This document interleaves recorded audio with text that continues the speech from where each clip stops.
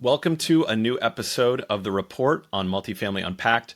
This week, acquisitions are back in multifamily. There are a ton of them on both the vendor and the operator side. We'll cover all the big ones.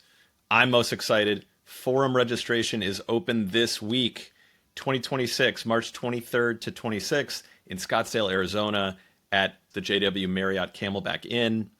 An incredibly beautiful, picturesque venue sandwiched between two mountain ranges. Look for that.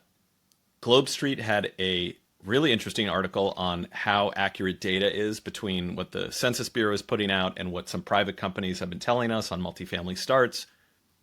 New article in BizNow on fee transparency and whether operators are going to go along easily. MIT put out a new report on the adoption and ROI of AI in companies, and it's a little shocking, I think, for all of us. Finally, a new bipartisan bill called the Keep Contact Center Jobs in America was introduced.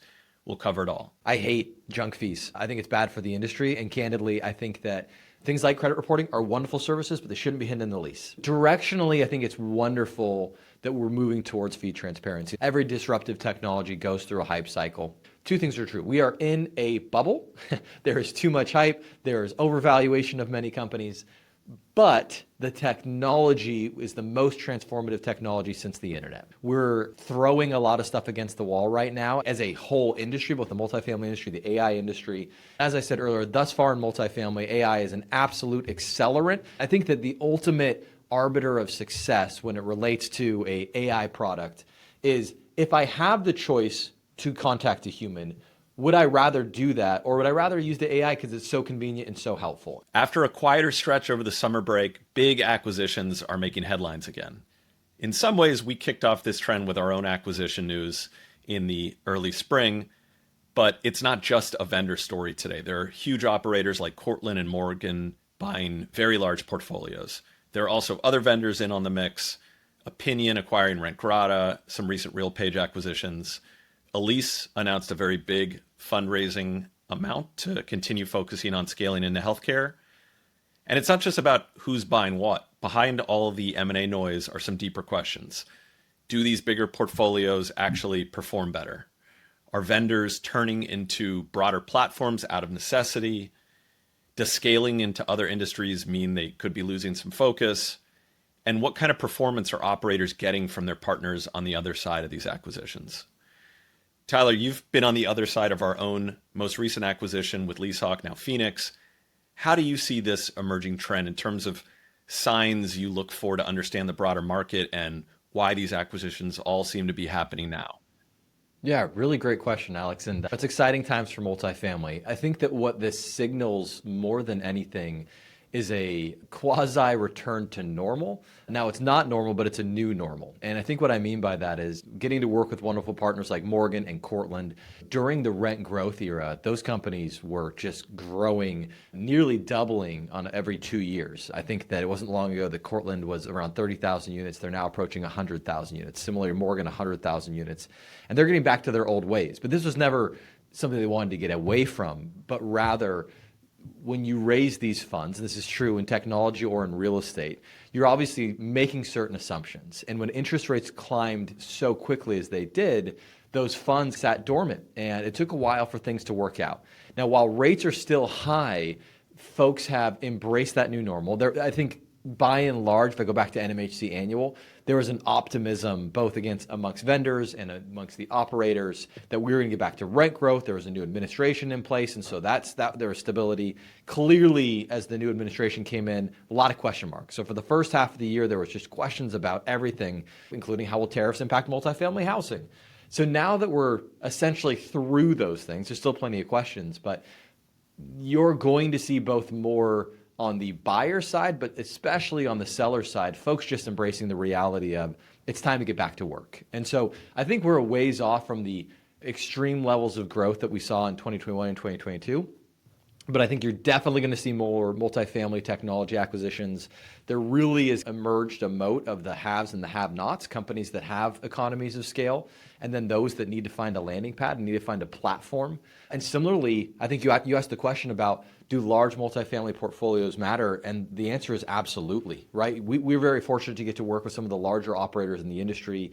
Our smaller partners use Funnel because they want those enterprise-grade technologies, but they absolutely are intentional about what they're acquiring. They're intentional, and as well, one reference to acquisition we didn't mention, but a big merger between Alfred and the organization formerly known as Cortera, right, which was a subsidiary of Lennar, another funnel platform. In my conversation with Jess in the Multifamily Unpacked podcast, we talk about what they can do with this scale, right, and the efficiencies and the improved customer experience. So I don't think that this is a abnormality. I think it's in fact going to be the start of a new trend of growth, where by and large for the last 2 years we were flat. I think that the large are going to get larger, and small portfolios, in particular distressed portfolios, distressed technology companies, are going to merge into the larger growing portfolios. So it's almost analogous what's happening in PropTech and what's happening with the operators, but I think we're just at the early innings of this, and we certainly are hopeful you're going to see a lot more headlines like the ones we saw with Morgan and Cortland growing their portfolios.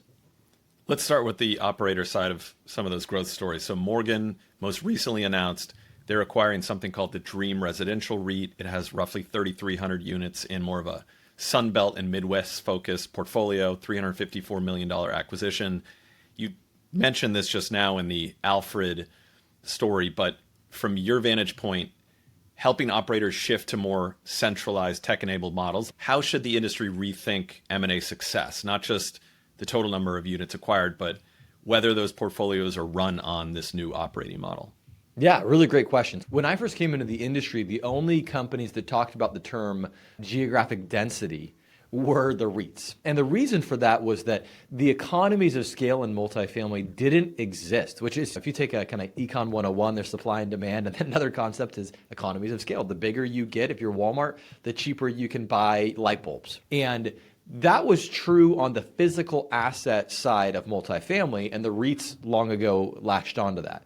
But something, and I first remember hearing about this from Matt Sleppen, who similarly we've had on the podcast. He was talking about Camden and the innovation of the multifamily operator REIT. And the innovation was, hey, we can invest out of a single balance sheet. And these companies began to think about portfolios of assets. So Camden famously helped develop YieldStar. Archstone helped develop the LRO product. But because of the limitations of the technology, nobody was centralizing their staffing. So there was no economies of scale, which is why the 1 to 100 unit ratio has long been the norm. I think what we're seeing is that geographic density, and we saw this again, as I alluded to, prior to rates coming up, the Cortlands and Morgans of the world, these large private owners, see the opportunity to really double down on density in markets that they're in. And that's why, to your point, both of them have also been leaders in the concept of centralization, right? And so we've been very fortunate to partner with them. We've had both of them speak on our panels.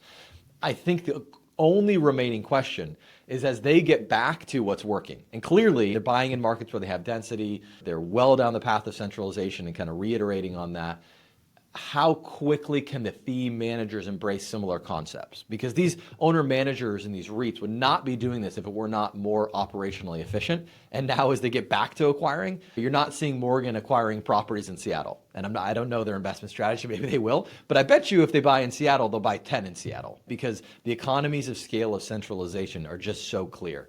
So I think, Alex, more than anything, the unknown is how quickly can our wonderful partners, Alfred's, the Greystars, shift into a mode in which they are mirroring the advantages of geographic density, because they have it as well, but they have some of those impediments towards cross-selling and the more traditional centralization model. One of Funnel's longest-standing customers, Cortland, we've mentioned a couple times, they are also buying a 19-property, nearly 5,800 unit portfolio from Elm Communities for just over $1.5 billion, expected to close in Q4. If the story of the last decade was growth through acquisition, do you think the story for the coming decade is growth through centralization plus AI-driven efficiency? And how are those two trends intersecting in this new operating model?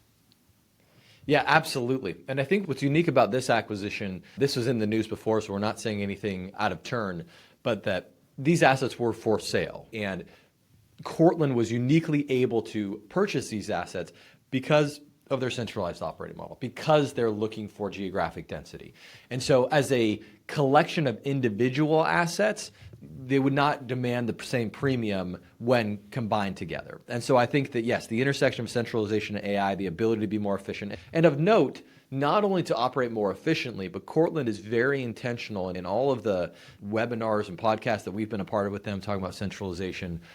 It's about the improved customer experience, first and foremost, right? If Mike Gomes were on here right now, he'd be saying, it's not about cost savings, it's about customer experience. And if we do that well, we will be rewarded on the flip side by having a better customer experience, higher revenues, and more efficient teams, better retention of our team members. So I think it is just doubling down on what's working for them.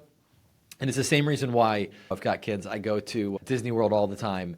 And there's a reason why Disney World is not in 100 markets, right? They are building rides within the Disney World footprint because they want to deliver a really great customer experience. And if you begin to expand into places where you don't have that density, it's impossible. So I think we'll see more of this. In particular, again, I think that as we see markets open back up, distressed assets embracing the prices that they can get. Also, a big driver of this that we haven't mentioned yet, Alex, is the fact that the supply into the market of new apartments, despite what some of the data may say, it's pretty clear to those boots on the ground, it will come to an end, right? We will absorb the supply that's coming into the market, which is giving operators and deal makers the confidence to underwrite rent growth, which we haven't been able to do for a few years. And as you start to say, okay, we feel confident that rent growth is going to come back in these markets, then you start to see the deals pencil out and people saying, okay, I'm willing to take the chance on this because we can operate it so efficiently. We see the rent growth coming. But I think that centralization will continue to be a big part of the acquisition strategy and growth that we see in multifamily. Let's flip to the vendor side of some of the recent M&A. Our friends over at Opiniion, a resident satisfaction tool, recently acquired our other friends at RentGrata, a peer-to-peer resident engagement tool. Do you think those acquisitions, and a couple more we'll get to, are start of a broader wave where vendors are being asked to evolve into a more full or broader platform just to win the confidence of owners in this current economic cycle? Yeah, there's a famous quote, and we'll have to look up who it was by, but there's only two ways to make money in software.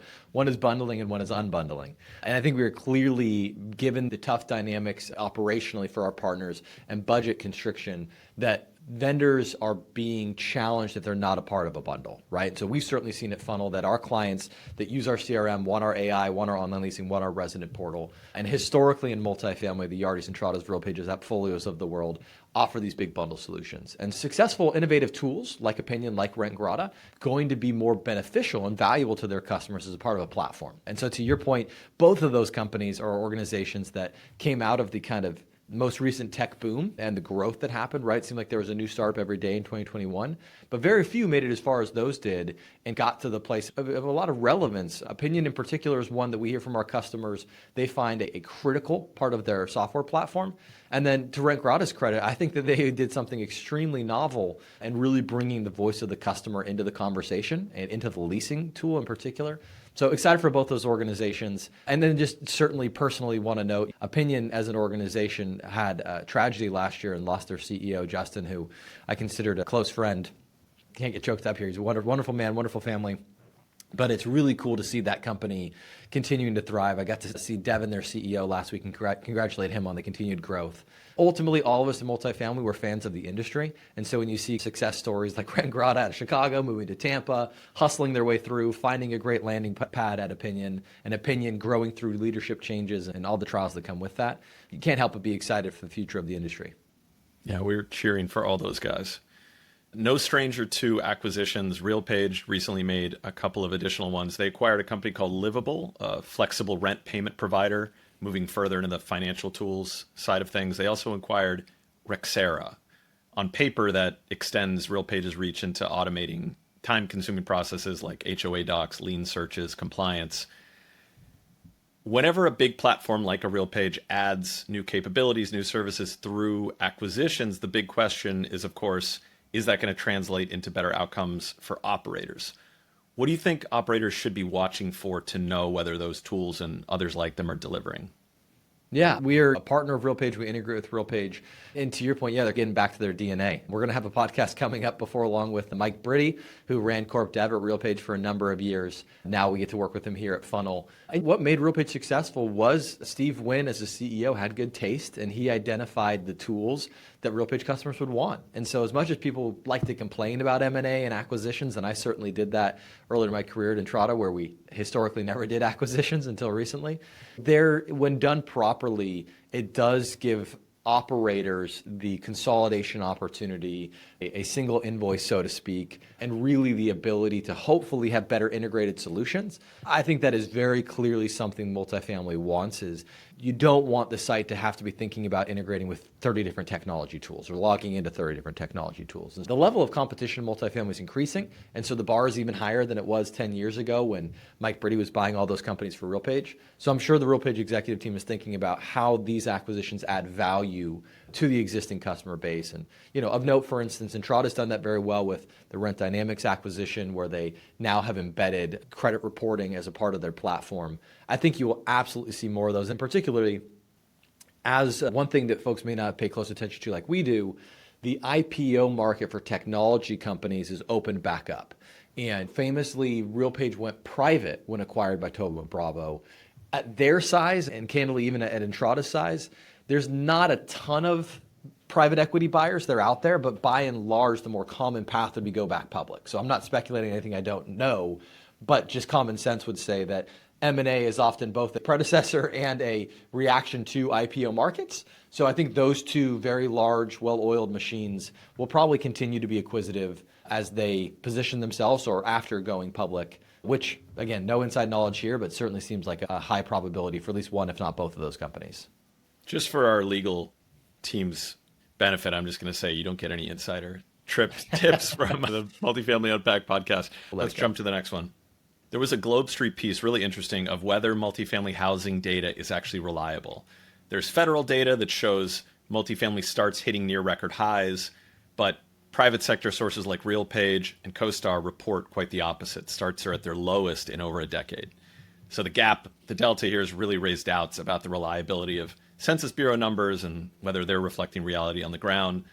So I don't know that there's a real question here or answer from you because we don't track these things ourselves, but any take on how operators and asset managers should be navigating some of these data blind spots?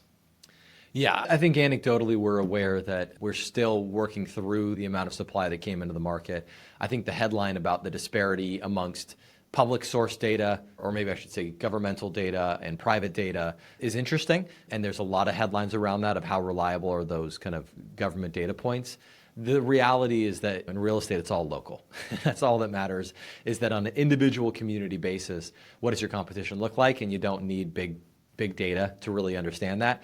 I think what our best partners have done in terms of data is really two things. Number one, they really understand the individual renter. They track renters across multiple communities.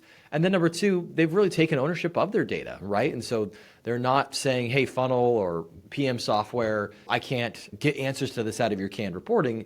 They make significant investments in making sure, using tools like a Tableau or a Domo, Power BI, Reba, another great tool, to make sure they have their own analytics, their own point of view. And so I would say that, yeah, if you're relying on any kind of macro data point on your property by property strategy or your portfolio strategy, you're probably going to be a little bit misguided. But certainly see our best operational partners are really understanding the renter journey, and they're fascinated by changes in that.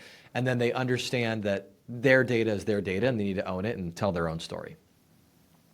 There was an article in BizNow that I know is near and dear to your heart around fee transparency. The headline was, states are demanding multifamily fee disclosure. Will landlords comply or do it, quote, kicking and screaming? So an increasing number of cities and states are now requiring that you disclose all fees up front before the application process even begins in many cases, a lot like in Airbnb, for example. Of course, renters see fee transparency, and I think we do, as a win for clarity and trust, while operators may see some compliance headaches, and we're going through that a little bit in how we update our own software to accommodate this. But how should multifamily leaders think about shifting their approach to fees so that they're really benefiting the renters first and ultimately strengthening their own business? Yeah, I think you framed it that at the macro level, We view this as a step in the right direction for the industry. And I referenced credit reporting a second ago. As you and others may have heard, I hate junk fees. I think it's bad for the industry. And candidly, I think that things like credit reporting are wonderful services, but they shouldn't be hidden in the lease, right? And I think that we are now paying the price of some bad practices that we shouldn't have done as an industry for a long time. And so directionally, I think it's wonderful that we're moving towards fee transparency. And certainly at Funnel, we're embracing that. We're not kicking and screaming. We're excited about it. That being said, the messy middle is hard, right? And Joanna Zabriskie, the CEO of BH, on our friend Jay Parsons' podcast, talked about this, that the BH is an organization that prides itself on integrity and its core values, and nobody has to force them to be fee transparent. The problem, the challenge is that you are obviously trying to compete for renters in your community, and it is not a level playing field today on what is all in rent, right? And so we're going to get there. We're going to end up in a place where I think the industry and the marketing sources all have clarity around the right way to market. But I can tell you from our customer advisory conversations, there's not alignment from customer to customer on how we're going to market these fees. So I think while everybody wants to move in that direction, and in many cases are required to move in that direction, certainly in certain jurisdictions, certain property management companies have made commitments to do, but we're going to be in the messy middle for a while. And I think similar to your point, over time, both consumers and operators will adapt to the all-in pricing. But I would say defining all-in pricing is the process that we're going to go through for the next couple of years. Really interesting study out of MIT that's been reported all over the place, but it found 95% of AI pilots fail, and that's really spooked some investors. The market chose to read it as an indictment of AI as a whole, even though that's not exactly what the research said. So what are we seeing with operators as it relates to AI implementations? Yeah, so we've talked, Alex, in here and other places that every disruptive technology goes through a hype cycle, right? And not everybody is in the same place on the hype cycle, but I certainly think more and more folks are coming into the trough of despair, even if you're staying up to date. And in fact, many of the more innovative and forward-leaning, the Silicon Valley types, they're upset that ChatGPT 5.0 was not AGI, right? But instead, it was just a better way to optimize the different GPT tools available to you. And I think that this study validated some of those concerns. And I think two things are true at once. And I agree with our partner, Brett Taylor at Sierra, chairman of OpenAI, Sam Altman, the CEO of OpenAI. They both said that two things are true. We are in a bubble. There is too much hype. There is overvaluation of many companies. But the technology is the most transformative technology since the internet, and perhaps even greater than that. And so I think when you think about studies like the MIT study that say, hey, 95% of pilots are not yielding ROI, that doesn't surprise me at all. We see it today of even many of our partners and the disruption innovation that they're doing, they're not quite sure what is the job to be done? What is the value of that, right? And I think that really great, cool tools, including the ones that Funnel sell, we're going through a hard ROI evaluation process. Let's just use rent collection as an example. It's a great use of AI to automate conversations between the resident and the leasing team, saves teams time. But unless you're centralized, saving a team 10% of their time yields no cost savings, right? And now maybe it's better for the consumer, and therefore it's worth it, and it's worth the extra cost. But for the most part, our partners who have seen cost savings with AI have to do it with centralization. Most famously, Camden said in an earnings call that Funnel saved them $4 million a year. And the reality was they did that by automating tour scheduling using Funnel's AI. But they only were able to save that and find cost efficiencies by having their tour scheduling teams and their leasing teams in a centralized contact center, right? Supporting the on-site teams. So these paths are never straightforward. We're throwing a lot of stuff against the wall right now as a whole industry, both the multifamily industry, the AI industry, and it's going to take a while. And I think that we will see more headlines like that. I think we'll see a lot of valuations compress on technology companies that are getting 20x multiples and not really clear that they're providing the ROI. Ultimately, the biggest question about AI and the valuations that we're seeing is, does the technology budgets transfer into labor budgets? Or probably better said the other way, do labor budgets transfer to technology budgets, in which case the ROI will be very strong. But as I said earlier, thus far in multifamily, AI is an absolute accelerant. It is aiding teams, but in limited cases, it's not drastically reducing the employee to unit ratio. Where you are seeing that is almost always tied to AI plus centralization. Let's close out with a story that touches on a lot of the pieces you just mentioned: call centers, the labor, and the technology piece coming together. A new bipartisan bill called Keep Call Centers in America Act of 2025, just introduced by senators out of Arizona and West Virginia. It proposes to ensure that any call center remains in the U.S. by limiting federal benefits for companies who ship them overseas. It also has some call outs for an ability to be transferred to a human if you don't want to deal with the AI phone tree. Contact centers have long been a key part of multifamily centralization. Some of our biggest partners transparently use them. Some of them have offshored some of those teams, some keep them in the US.